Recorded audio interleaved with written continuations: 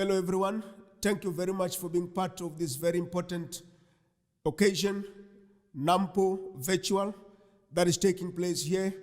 I also want to appreciate in advance the Grain SA, who's a big partner of the Western Cape Department of Agriculture. We appreciate them for the work they've done up to this point. That is why we're part and parcel of this very important event here. My name, Mogale Sebopetsa, the head of department, Western Cape Department of Agriculture. I took over this role during the month of April in 2020, and many of you would appreciate that I came in at exactly the same time as COVID. And having taken over in that month, the first thing that we had to do as a department was to reorganize ourselves to ensure that we continue to provide support to the agricultural sector. As many of you would know, agriculture was declared an essential services, which meant that we had to continue to provide support to farmers. We decided from the beginning that we'll continue to provide extension and advisory services to farmers to ensure that they continue producing the much needed food. The second thing we did was to also ensure that we continue to provide support in the area of veterinary services, which also ensure the food safety among our people, and so on and so forth. That is made possible through the auditing of abattoirs and everything that is related to that. But obviously, many of you would appreciate that 6 months into this particular space that we are in, the issue of humanitarian crisis has taken root. And what we've done as a department, we also decided we're going to focus on encouraging communities to engage in what we call sustainable food production. We started what I call One Home, One Garden, and I'm sure my team will give you the rest of the details around that. The last thing that I want to talk to you about is the economic recovery, which in our view is the most immediate thing that we need to be focused in. My team will delve into details as to what we are doing, and I'm aware that tomorrow we'll also be talking largely about the efforts that we're putting in place post-COVID. We strongly believe the agricultural sector is a sunrise sector that will enable the economy of this province, if not the economy of the country. And I invite everybody to tune in and engage with us as we work on the plans to reignite the economy of the Western Cape.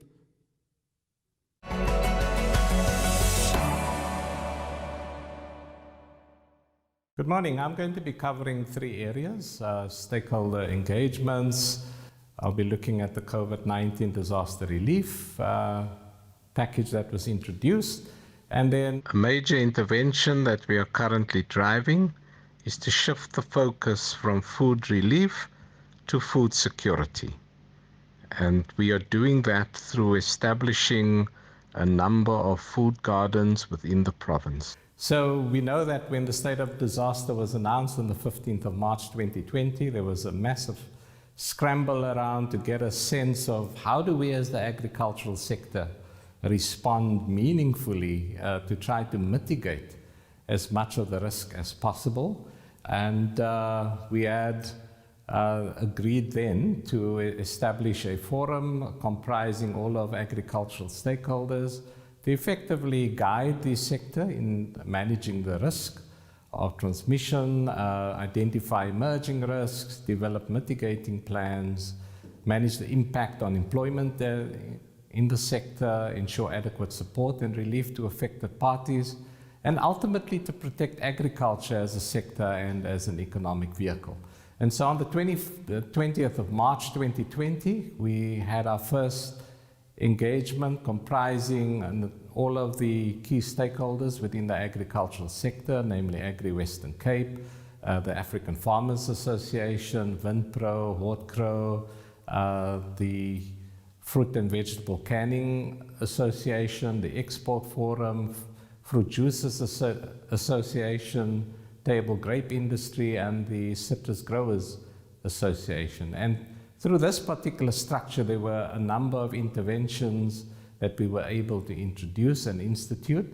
It certainly provided an ideal vehicle and an ideal platform to support, coordinate, and distribute relevant communication material to stakeholders, But more significantly, we were able to establish very solid relationships and create a platform for engagements around and with the Department of Labor to address a range of agri-worker or farm worker issues, deal with issues of inspections in areas of concern that the Department of Labor had identified within the sector, especially where there was no adherence to the health protocols. We were able to identify a need for firming up of a partnership with the Eastern Cape Provincial Government to facilitate the transport of seasonal workers who resided in the Eastern Cape but were needing to work within the Western Cape. We had a very close partnership with the South African Police Services, who, in terms of the disaster management regulations, were obviously key players and key partners in unpacking and ensuring that there was a seamless transition and support around issues pertaining to permits. I was part of the economic cluster to drive the economic response and strategy. And then we had a series of engagements with Transnet port terminals because there was a massive blockage at the port in Cape Town, and it was critical for us to ensure that we were able to address a lot of the logistical challenges at the port. And so that's really the backdrop of why it was essential, why it was critical for us to establish that kind of partnership, have those regular engagements with our stakeholders. I think on the issue of transport of seasonal workers, in particular, what we see in an area such as Witzenberg, which has about 10,000 seasonal workers, a large number who reside within the Eastern Cape. And so you can understand where the borders were then blocked off, or rather closed off. There wasn't a need for those seasonal workers to return home, especially at the end of the particular season. And it was absolutely critical that we establish a particular protocol which would have allowed for the seamless movement of seasonal workers between the Eastern Cape and the Western Cape. And so with the support of South African Police Services, we were able to institute a protocol for transporting essential agri-workers, which comprised making sure every agri-worker had a permit by the employer, the purpose of the particular trips, but particularly to ensure that all of the health protocols were adhered to at all times. And part of those health protocols was around making sure that those workers are screened before undertaking the trip, and the recording of all of that information on every single agri-worker's file. Following on that, we also instituted, with the support of the National Department of Agriculture, Rural Development and Land Reform, the COVID-19 Disaster Relief Package, where some 500 million rand was made available across the country. We had about 2,500 applications from different smallholders, and I'm pleased to say that out of the 2,500, 1,555 applications were approved by the National Department, and the particular disaster relief that was instituted was in the tune of 52 million rand. At this point, some 90% of those payments have already been made, which has made a massive impact on just providing a little bit of relief to our smallholder farmers within this province.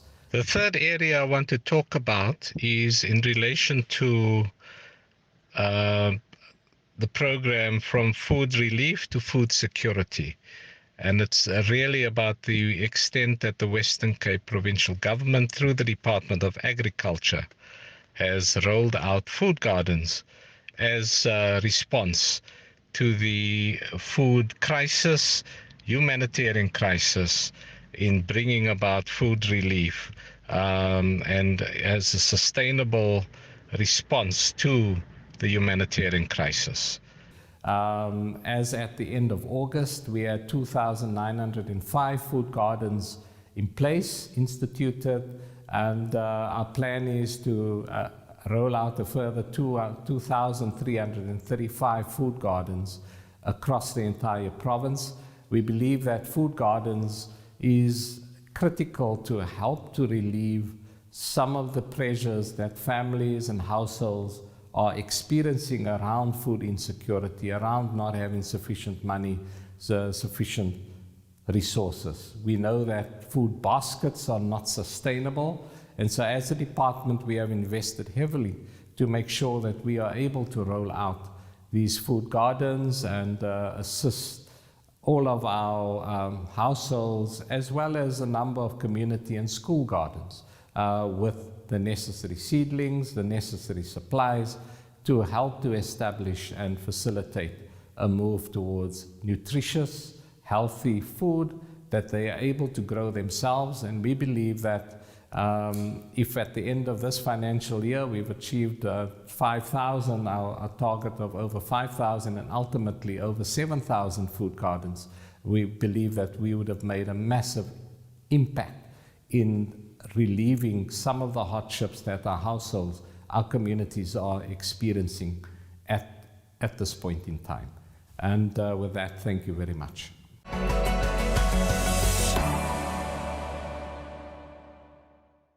Good morning, everyone. My name is Lau, and today I'd like to discuss with you what we as a department is doing in terms of economic analysis and impact assessments. Now, when we talk about growing the agricultural sector, like the graph you'll see there, many people think that growth happens automatically and is easily sustained. But many people don't realize often that the agricultural sector is very complex and we need to create a specific environment whereby growth is sustained. Now, for instance, in the Western Cape, we've got around 7,000 commercial or large-scale farmers, another 9,800 emerging farmers, and then we've got a whole host of different businesses and agri-processing facilities that all play a very important role in the agricultural value chain. And so this agricultural system is highly complex. But it's not only the complexity that's important. We should also understand that the Western Cape is a very small player in a very big global economy. And so what happens in the global economy also impacts our agricultural performance. Things like agricultural trade, policy changes, exchange rate, all these things impact our agricultural economy. It's therefore important that we gather and tailor-made agricultural research to support sound decision making. Now that's exactly what we try to do, is we want to use data-driven decision making to make informed decisions. Now when we talk about data, many people discuss data and the fourth industrial revolution, but data in itself is not important or valuable. It's when we use data in a process where it gets analyzed, organized, when we pull out insights to be able to use in decision making. And that's exactly what we try to do in terms of our economic analysis. And that's why the Western Cape Department of Agriculture has got a dedicated team of economists where we do research to support decision making.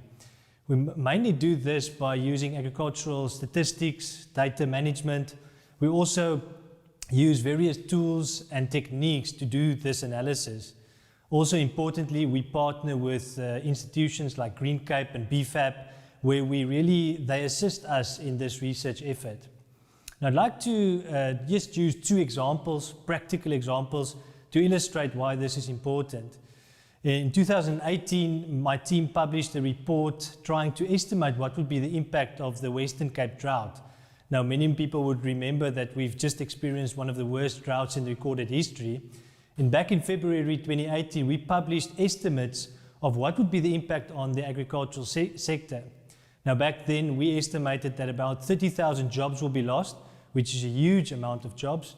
And we estimated that the farming sector would lose about 6 billion rand in income. Now, I just want to put your attention to, back in 2018, there were no official numbers out. But we needed to make decisions on resource allocation, how will we support farmers, and many businesses needed to mitigate and make decisions to mitigate the impact of the drought. But now looking back, you'll see in the box there, the actual numbers only became available in the last year or so. And there you can see our estimates were quite close to what actually happened. And therefore this intelligence that we developed back then could really assist in mitigating the impact of the drought. The next one goes all the way back to 2018, and many people would remember that at that time, in 2015, the Obama administration in the United States, they threatened to exclude South Africa from the Africa Trade and Opportunity Act, which is a trade deal where we benefit exporting goods to the US. Now, what we could do in our analysis back then is to quickly ascertain what products are we trading with the US, what is the value of those exports, and also what would happen if we lose those trade benefits. And like you can see there on the screen, if we lost out on this trade deal, we would have lost 52 million rand every year paying additional tariffs to be able to export to the US. Now, this research and other efforts have really helped to the negotiations and the concessions made back then, and ultimately we could then still be included in the deal, which then meant that this impact did not occur. So I just want to end off to say the analysis that we are doing, providing the agricultural sector, is really to support strategic decision making, and this is all in the effort to create jobs and to really sustain growth in the agriculture economy. Thanks.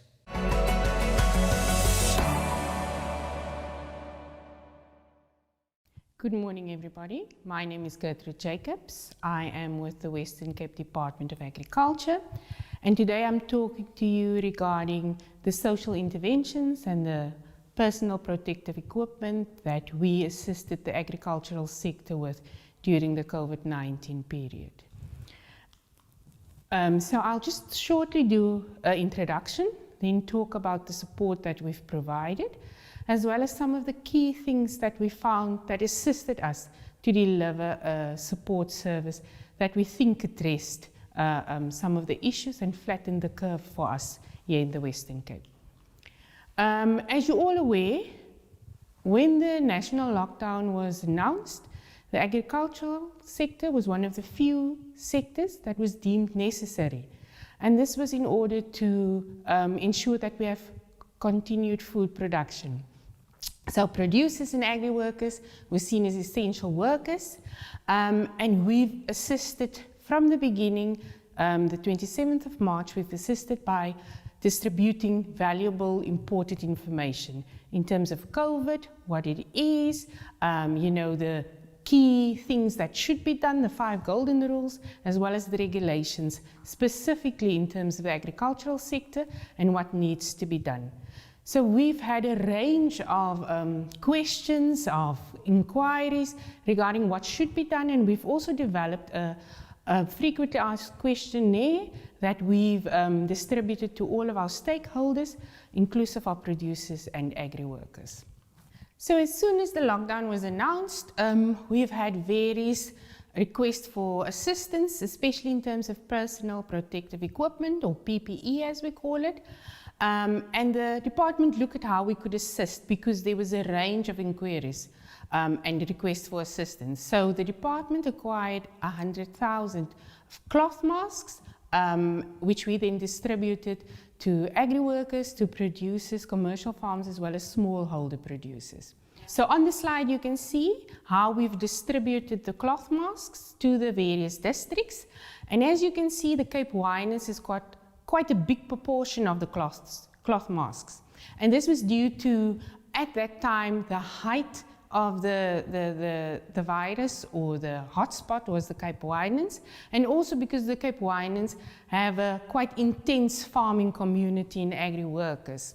And through the distribution, we were assisted by Organized Agriculture, who assisted us with all of the names and the details, as well as Kaap Agri, because many of the roads were not traveled, but they assisted us by providing the mask to a nearer facility, Kaap Agri, in the area where producers and workers could then get these masks.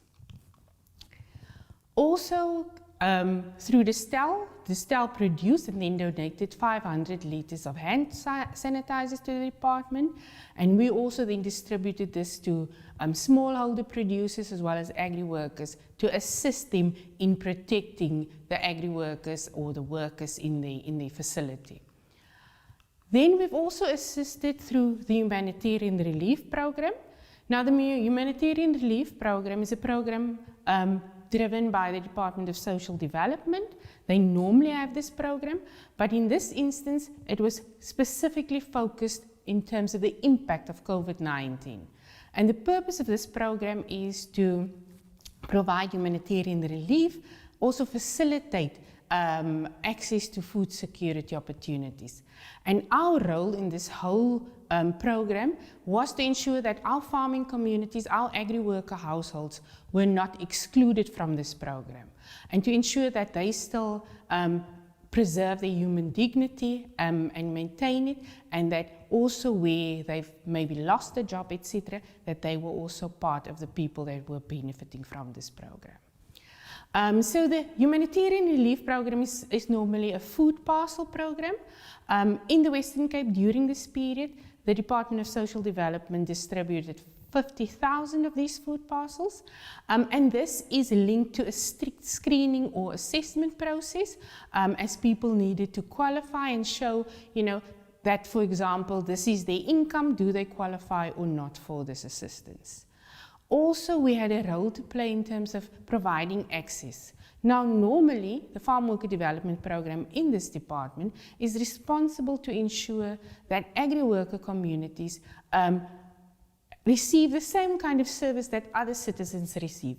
Normally, because they're isolated or far away, all of the departments are not in the local area, and we make sure that they then receive the required service. So through our referral system, we ensured that agri-workers who were laid off or whose contracts were not renewed were linked with the local Department of Labour, Employment and Labour, to ensure that they receive the UIF applications and payments, as well as we assisted producers and agri-workers with the temporary employment relief scheme that was introduced due to COVID-19.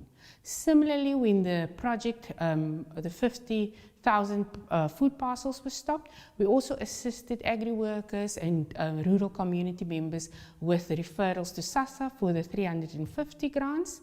And then I think the big part for us was liaising and just ensuring that from the agricultural community, from the producer side, that the donations that were received went to the correct needy families, and so we assisted by channeling them to the appropriate delivery points. So for us, COVID is still here. We've flattened the curve, but I think key lessons or key things that we know we need to focus on to keep up this fight for us is collaborations and partnerships. Because we're the Department of Agriculture, health was key, other role plays were also key, but it is for us to ensure that our clients that we serve, that they are linked to the correct services, and also, all of the departments that came on board to provide the necessary services. Key was also in terms of the local context. So if you have the community there, if you have the municipality there, also key role players in terms of ensuring the food parcels went to the correct people, were the joint operations centers that is run by the disaster management centers in the various districts, and they assisted to ensure that something did not have to be we didn't have to do it over again, or there was no duplication to the same household. And this ensured that there was a coordinated and monitored approach, and also assisted with the flow of processes. And like I indicated, key was community involvement. Their ability to mobilize, their ability to participate, but also to assist with donations. And currently, we are facing an enormous task in terms of the humanitarian relief that is required. But things are still happening within communities, whether it's soup kitchens, whether it's donations from farmers in terms of fruit and veg, just to augment the food parcels. So that is still happening, and that is sustained without necessarily funding from government side. Also for us, key was the sharing of information, but true and accurate information. By doing this, people knew what they needed to do, what they could and couldn't do, and those were key factors for us to ensure that our rural communities, addressed COVID and ensure that they were adhering to the appropriate legislations. So that is my story. Thank you very much for your time.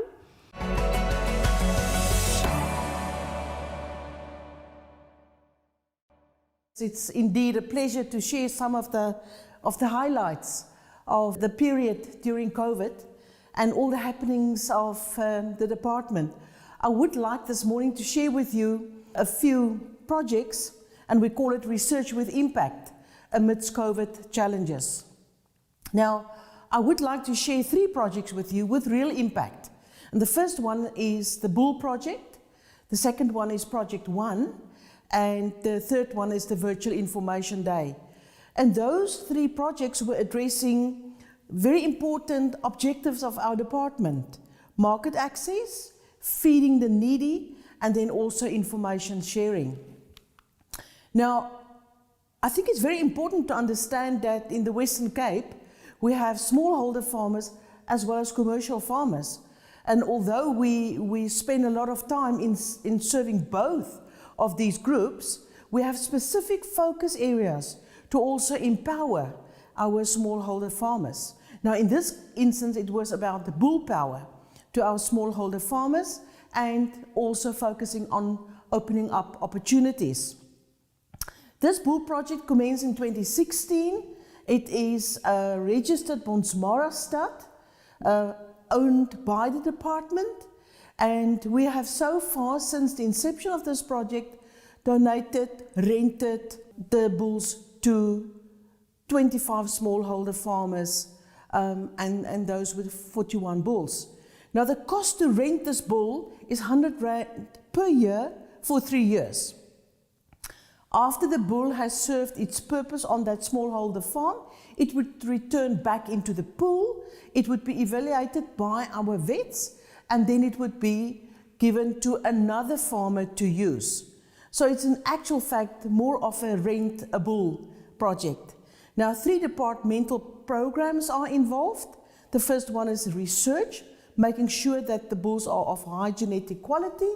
Our farmer support and development program, working with the smallholder farmers, selecting them, and also making sure that they get the support afterwards.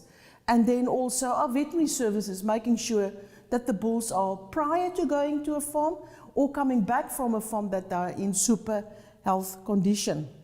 Now, the smallholder farmers are selected based on a set of criteria. At this moment, we've got about 1,540 cows in the project, with an average herd size of 38 cows. Now, during the COVID lockdown, we also had the donation of 7 bulls to 7 smallholder farmers from Genadendal. It was one of our flagship projects during the COVID period. And you can see on the photos the bulls, Minister Meyer, as well as the recipients of the bulls, as well as the project team. What's the aim of this project?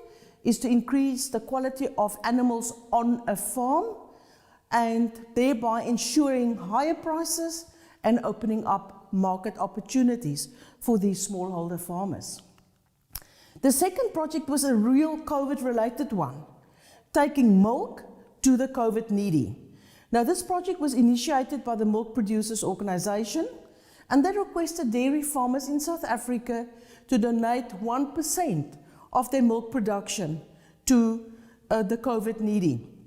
We, with 2 research dairies at our Elsenburg, as well as Outeniqua Research Farm, donated milk to the value of 100,000 Rand towards this project.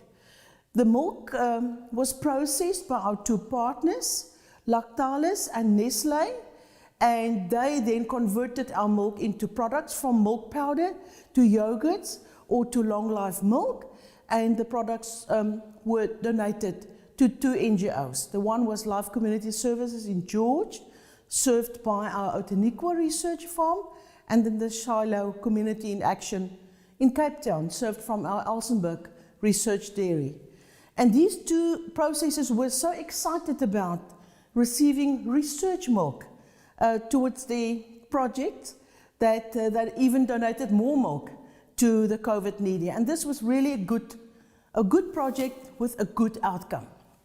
The third project I would like to share with you was the daunting challenge of taking information to our farmers in a virtual way, because of COVID, we could not go out and engage our farmers like we would normally do during Farmers' Days.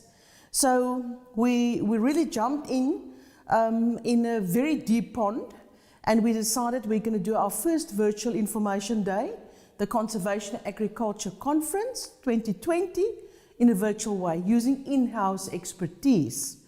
Our partner, Landbou, jumped into the dam with us, and at the end we had a sterling event of 272 delegates attending the Farmers' Day. It was 8 presentation sessions on different topics, as well as real walk and talks in the trials. Now, at the top photo and the bottom photo, you can see what happened in the past, farmers coming to our research trials. The middle photo is the webinar, where we gave our farmers the virtual walk and talk in our research trials. The advantages was actually great. We could keep social distancing.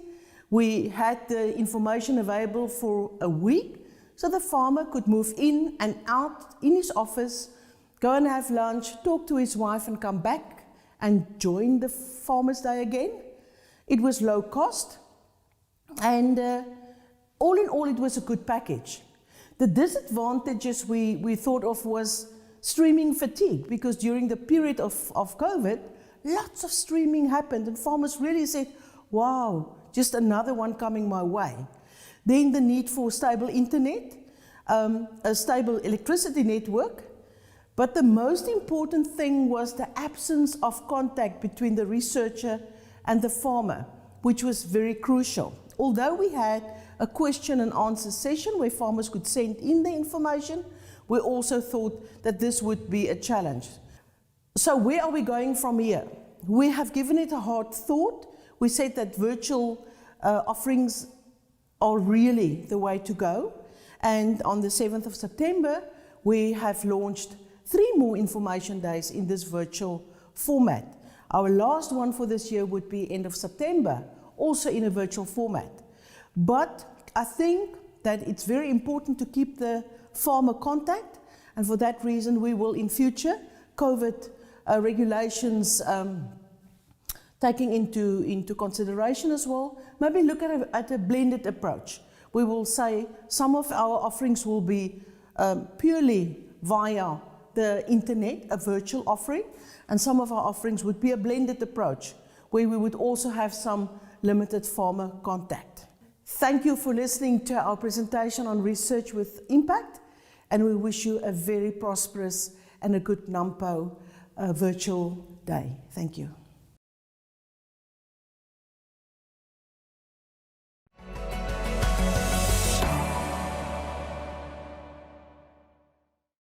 Good morning and welcome to Virtual Nampo. My name is Chris Burgess. I'm editor of Landbou.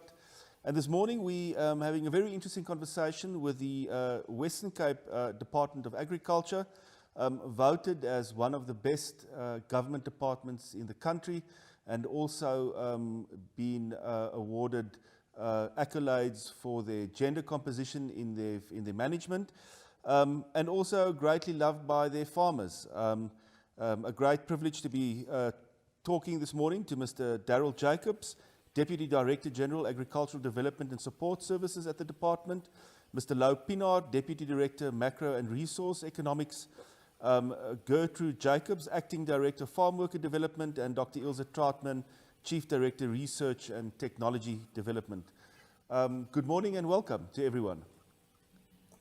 Morning. Good morning. Good morning.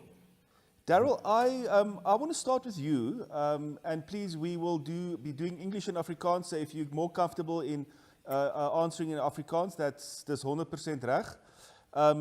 So I just wanted to ask you, I mean, you've come through a very difficult period now with the coordination of all the COVID relief efforts and trying to get all the various stakeholders onto the same page.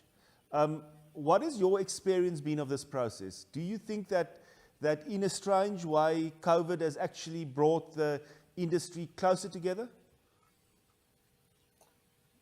Thank you very much for that question, Chris. And yes, it has been an exciting period, eye-opening period, and in many respects, I think that COVID has actually fast-tracked a lot of developments that I think would have been lingering for quite some time.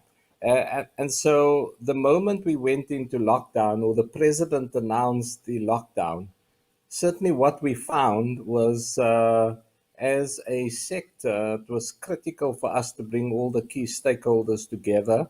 And I spearheaded that particular initiative to make sure that, whether it be Agri Western Cape, AFASA, Wardcrow, Winpro, the Fruit Producers, Exporters Forum, the full range of stakeholders, as part of the virtual engagement, and we were able to identify some of the key challenges and collectively address those particular challenges. I mean, one of the major, and I think the two major issues at that point is how we deal with our farm workers, our agri workers, and make sure that farmers and farm workers were protected throughout this period, recognizing that agriculture was an essential service and therefore agricultural production need to continue. But then there was also the issue of the need for humanitarian support. And what we saw is the incredible response by the agricultural sector. And I'm sure that Gertrude will speak glowingly around that. But we saw farmers going beyond the norm in terms of donating, even in the midst of the drought that we had experienced and the very many agricultural challenges within the Western Cape and South Africa. Our farmers went beyond the call of duty by donating masses. At one point, more than 37,000 food baskets. The extent of contribution and the was to reach out and support communities and families. And so, yes, it was extremely difficult, but absolutely an eye-opener, just the willingness and the desire to partner and basically drive major, I wouldn't say reforms, but I identify collectively what the challenges were, and in a very real way address those challenges and ensure that agriculture stood as a pillar in the midst of an economic depression that in terms of some of the recent figures. Thanks, Chris. Daryl, yes, thank you for that. I mean, what stood out for me was the way that agriculture pitched in and helped, and actually stepped up to the plate, to the responsibility of as food providers, and actually pitched in and started helping to provide food. And I think that story maybe didn't come out strong enough in the mainstream media, the critical role that agriculture did play. Gertrude, from your perspective, you were also quite involved at sort of a grassroots level. What was your experience of the COVID relief efforts? I mean, did you, looking back on it now, do you think that was, despite the fact that, I mean, you know, by virtue of the fact that it was a pandemic which was negative, I mean, were there positives that you took out of this effort to mitigate the fallout of the pandemic? Yes, Chris, thank you. And I think the key for me was the coming together that Daryl referred to earlier on. That workers, producers, everybody came together, whether it was individually on the collectively on the farm or in a bigger sense in the community.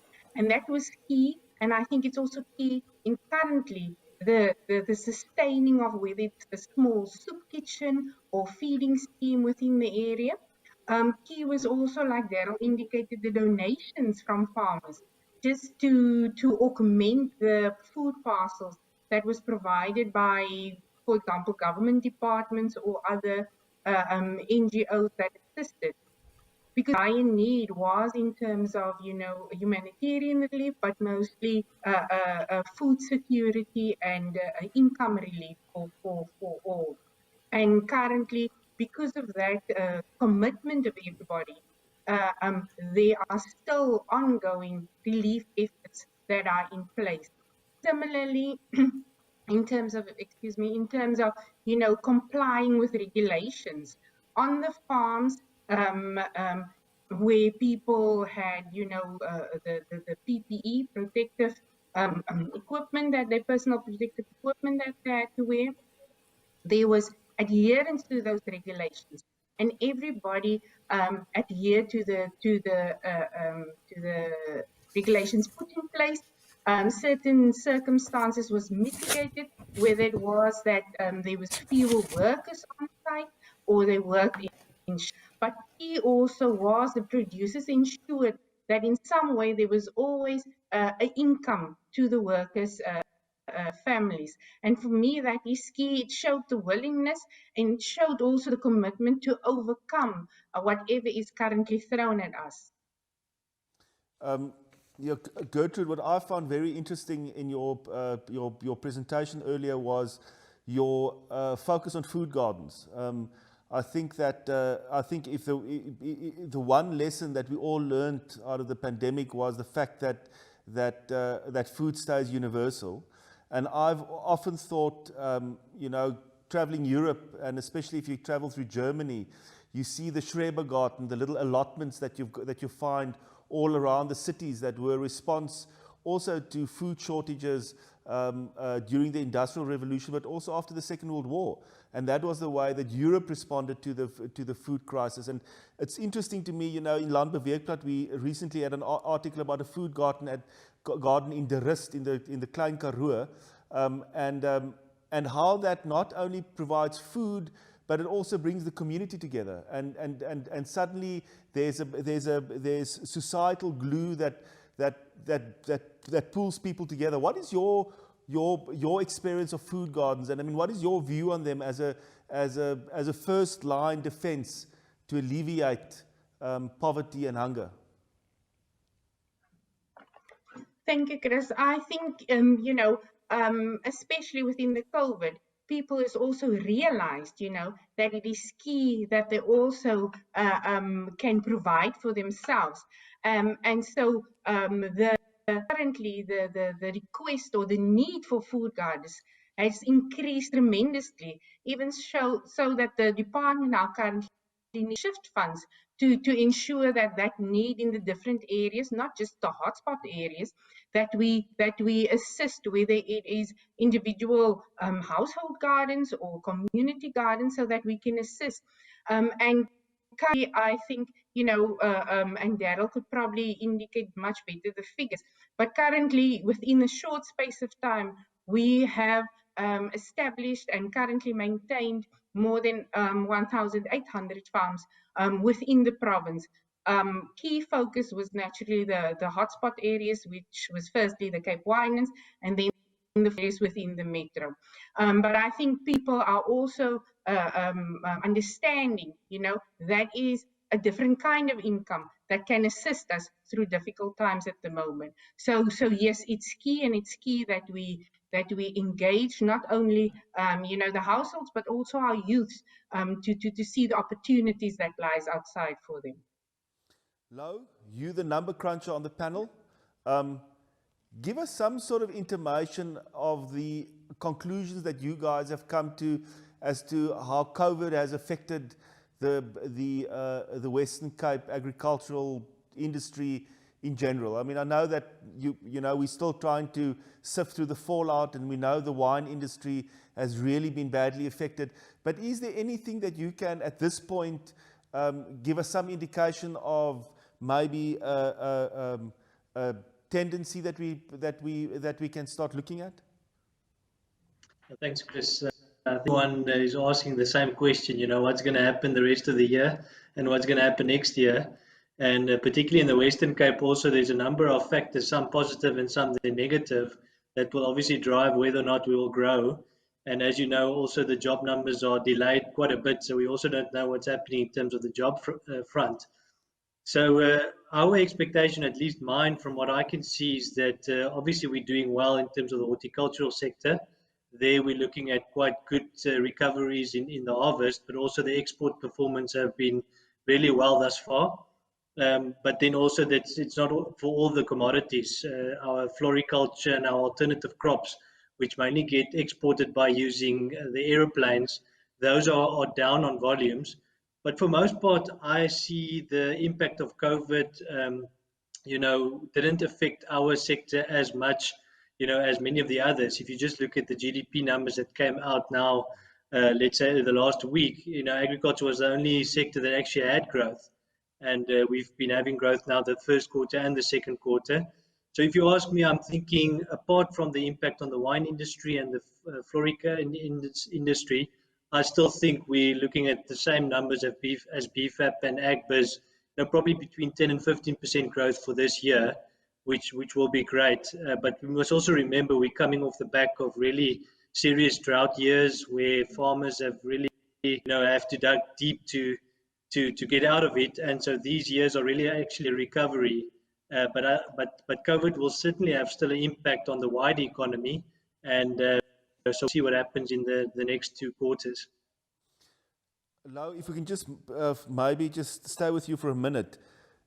Just to give the viewers idea, statistics, obviously quite a broad purview that you guys have. But what are the main areas that you guys are looking at? I mean, what do you regard as the strategic areas of interest that need to be given a lot of attention so that the crucial decisions can be made that decide the well-being of Western Cape agriculture? What are those key areas you guys focus on? Yeah, so thanks, Chris. So maybe the first one, before I get to the numbers, I think really essential, specifically people having to make big decisions, whether that's in government or private sector or industry bodies. I mean, it's so important that we contextualize information and really draw out the most important bits that really get to that point where you say yes or no to a particular decision or policy. And I think that's the first point, to really use the insights that we get from the data to be able to be used in decision making. But then in terms of, obviously as an economist, you can either look very detailed and zoom into the farm level, which then you look at different industry profitability, what's happening in terms of, farmers being able to repay debt and employment and the like. But then also obviously at the bigger scale, what's the implication of policy, land reform policy or, trade impacts, for instance, in the media, again, we were talking about AGOA, for instance. The impact that the decisions we make in terms of trade deals also have a massive implication for agriculture. So when looking at the data is really to put the context then in to say, if we lose our trade benefits with the US, what will be the implication for our farmers? Or let's say if we can open up the market for citrus to the Philippines, what will that impact be on farms in the next 10 years? So basically what we're doing is really with our partners, to try and take all this wealth of data and trying to make sense of it so that people can make good decisions. So you also obviously, Lau, a big part of that is to try and filter that information through to national government. Because, when you're talking about AGOA and you're talking international trade agreements, you're talking about government-to-government negotiations there, correct? Yes, 100%. We're trying to disseminate our information as widely as possible, obviously within our clients in the Western Cape, but we're not limited to the Western Cape. Obviously the things we're talking about here will impact the country as a whole. So for instance, the work we've done on AGOA a few years ago, that's been filtered through to national departments and at various levels. So yes, we try and take the information we have and escalate it to various organizations and departments so that it can be used. The worst thing would be doing all this research, investing public funds into them and not being able to be used and it lying on a shelf somewhere. So yes. Ilse, it's nice speaking to you. We value our relationship, Landbou Weekblad's relationship that we have with the Western Cape Department of Agriculture, and we also host a few very interesting farmers' days and events with you guys. You've also had a taste for COVID, and what I found interesting was your initiative, the milk initiative with children, and there also we heard the stories of how our producers pitched in and played their part. Just give us some of your impressions of specifically that milk project. Chris, thank you so much. Ek kan maar seker lekker in Afrikaans praat. Jy kan absoluut. Chris, baie dankie en sommer baie dankie vir julle platform wat julle geskep het ook vir ons bewaringsboerdery kongres. Ons kan dalk bietjie later daaroor praat. Maar kom ons praat oor die projek 1 van die melkprodusente organisasie. Ons in die departement het 7 navorsingsplase en partykeer vergeet mense dat navorsingsplase is maar plase wat baie dieselfde is as boere se plase. So dieselfde probleme wat 'n boer op sy plaas het, gaan ons ook ervaar. En ons het 2 volwaardige melkerye, een by Elsenburg en een by Outeniqua buite George. En ons lewer ons navorsingsmelk wat maar gewone melk is. Daar word net voor die tyd proewe opgedoen op die diere, maar ons melk ook elke dag. By Outeniqua melk ons 2 keer 'n dag en daardie melk word dan verkoop aan 2 melkprosesseerders, Lactalis en Nestlé. En ons is ook geregistreer by die melkprodusente organisasie en toe kry ons die uitnodiging om 'n bydrae te lewer, een van die melk opbreng dan ook vir die COVID behoeftiges. En ons sit toe koppe bymekaar en sê, maar wraggies, ons kan nie hierdie geleentheid by ons laat verbygaan nie, want ons is ook 'n melkprodusent. En kom ons gee ook ons bydrae. En ons het toe 'n R100,000 se melk geskenk van ons 2 bye. En dit is dan deur die 2 prosesseerders omskep in yoghurt, poeiermelk en ook langlewe melk. En ons het toe saam met die produsente organisasie gekyk dat ons werk in die Cape Winelands, die Kaapse wynlande wat natuurlik een van ons COVID hotspot areas was, dat ons van ons melk geskenk kry en die ander melk het aangegaan in die George omgewing. En beide die 2 nie-regeringsorganisasies, Life Community Services in George en ook Shiloh Community in Action in Kaapstad, was oorstel dat ek van 'n staatsdepartement melk gekry het. En dit was vir ons werklike voorreg om ook deel te wees van eintlik 'n sente inisiatief, maar dat ons as departement en ook as regering gesê het, ons het ook iets om te gee. So dit in 'n neutedop die projek. Dis fantasties. En nou dat jy dit noem, dit is nogal opvallend dat dit 'n staatsdepartement is wat melk geskenk het. Ek dink dit is nogal in baie opsigte uniek in Suid-Afrika. As ek net vir 'n oomblik kan stilhou op daai punt. Geef ons net 'n idee van daai oomblik toe julle besluit het, toe julle besef het, maar ons kan ook iets gee. Ek bedoel, was dit in 'n raadsvergadering, het julle onder mekaar gesels, waar het daai besef gekom, maar ons het ook iets om te gee en ons kan 'n bydrae maak. Gee net vir ons daai staaltjie, hoe dit alles plaasgevind. Ja, Chris, ek moet daarom sê, in ons departement probeer ons 'n staatsdepartement te funksioneer nie. Ons probeer soos 'n besigheid funksioneer. En ek weet die publiek daar buite, maar julle in die staat het altyd papiere in triplikaat en alles is lang prosesse, maar partykeer kan dinge regtig vinnig gaan. En hierdie was letterlik 'n e-pos kommunikasie tussen die hoof van ons veekundige wetenskappe afdeling, myself, ons hoof van finansies en die hoof van die departement, en ons het blitsig daardie besluit geneem om te sê, hier is 'n behoefte en ons kan iets gee vir hierdie spesifieke behoefte ook wat in ons provinsie is. So daar was nie lang dokumentasie en dies meer nie, en ons het dadelik dit met die melkprodusente organisasie gekommunikeer, en dit gaan bloot 'n klein skrywe wees wat ek reeds na die hoof van finansies om te sê, met daardie 100,000 donasie boet ons natuurlik 'n bietjie inkomste in ons departement in, en dit sal in ons finansiële state dan ook net aangedui word. So ek dink baie keer dink mense dat hulle te lank prosesse moet volg. Ek dink as die wil daar is en as jy werklik iets wil doen, kan jy die prosesse baie vinnig laat gebeur binne die reëls en binne die regulasies. Dit was 'n geweldige lekker ervaring om iets te gee. Ja, en ons moet julle baie gelukwens met daai inisiatief. Daryl, you've got to focus on stakeholder relations. One of the stakeholders in the Western Cape that makes it quite unique is seasonal labor. And a few years ago, we had the very uncomfortable reality of the farm workers' strikes. And it was quite difficult to, as the Afrikaans expression, om agter die kap van die byl te kom about what exactly was happening there. Because in the Western Cape, because we have these very strong export industries that are growth industries, there are jobs being created.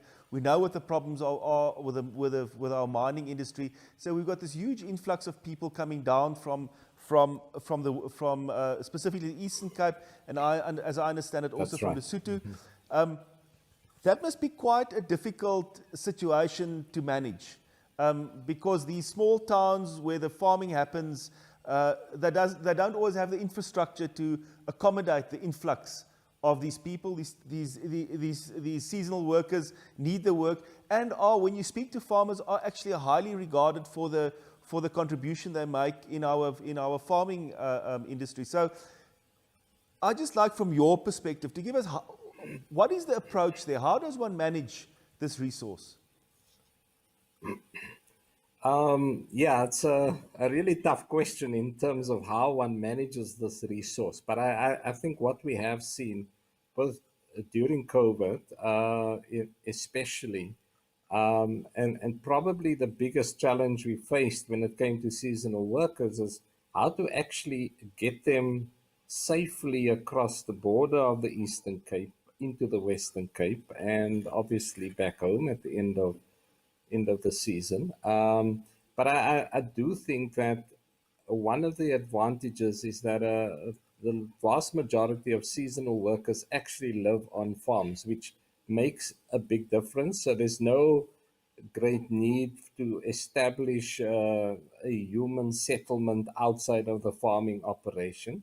So they are accommodated on farms. And I mean, one of the things we experienced is that a lot of the farms have and farmers have long-standing relationships with seasonal workers from other provinces and other countries. So it's not where every year you kind of put up an advertisement to say, I need 10,000 workers or 2,000 workers. There's long-standing relationships, and that was actually the key to facilitate the movement of seasonal workers across borders, because as you know, when it was level 5 and level 4 lockdown in particular, the provincial borders were all closed, and we needed to find an easy mechanism to actually get them safely both into Western Cape and out of Western Cape. And we were able to do that with the cooperation of South African police services and the way we needed to interpret the disaster regulations, because we probably struggled, and particularly Watercrow, in terms of engagements with their representatives, had actually battled to secure seasonal workers into and out of the province. We needed to interpret seasonal workers as being essential workers who render services on a seasonal basis. And it was against the backdrop of that slight shift in narrative that we were able to secure an agreement both with South African police services and thereafter with our counterparts in the Eastern Cape, so that when the workers actually got to the provincial borders, they were allowed through, provided obviously that they met all of the necessary health protocols. But as I say, the one thing that I learned out of this process is that these are long-standing relationships. There's a relationship of trust that exists between farmers or producers and seasonal workers in particular. It's not fly-by-nights. There are obviously those who will take their chance, but it's the the fact that it is long-standing relationships has made a big difference and has assisted in ensuring that the farmer gets the best labor, the labor that they trust. And against that backdrop, we were able to then strengthen the partnership with South African Police Services and facilitate the ease of movement into and out of the Eastern Cape in particular, although there are other provinces such as Northern Cape as well, and as you say, Lesotho, but our biggest challenge was around the Eastern Cape. And so, yeah, I mean, further to that, we have a farm worker division which ensures that our farm workers or agri workers are looked after. You would know about the agri worker competitions, which is about ensuring that the status of agri workers is really celebrated within this province. And all of that, I think, is part of our commitment as the Department of Agriculture to celebrate our agri workers, whether they be seasonal, whether they be permanent, everyone who has a contribution to make in celebrating agriculture. That's really why we want to celebrate them.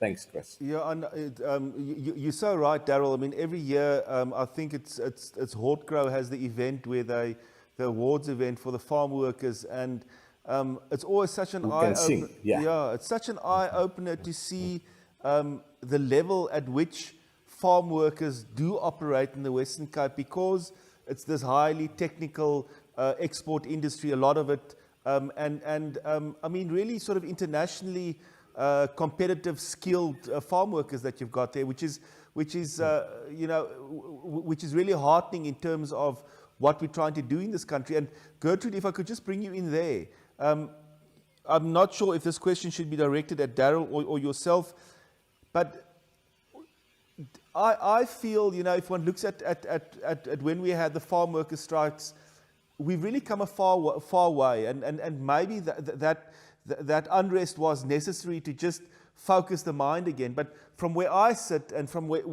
from my perspective as an agricultural journalist, I look at the farm workers in the Western Cape and think that we're at a good place. Am I correct in supposing that? Yes, thank you, Chris. Yes, I would definitely agree. Sorry, Daryl? No, I'm saying I'm quite happy if you handle that question, although I can chip in as well at the end. Okay, thank you. Now, I would definitely agree, Chris. I think we do have excellent and well-committed workers. They're highly skilled, and they're still ambitious. For example, with our Western Cape Prestige Agri Awards, they compete in 11 different categories, and the level of development there and how they push each other, but also their commitment in terms of providing not their own families, but also for the rest of the communities, and also their willingness to engage and to further and to address the challenges that they are, at the moment, but also around agriculture and having true ambition to what needs to happen further. Similarly, we also have the Prestige Agri Worker Forum that engage with our Minister of Agriculture, Dr. Ivan Meyer, and how very articulate they can express the challenges that farming communities experience, whether it is their own socio-economic difficulties or whether the issue of rural safety for them.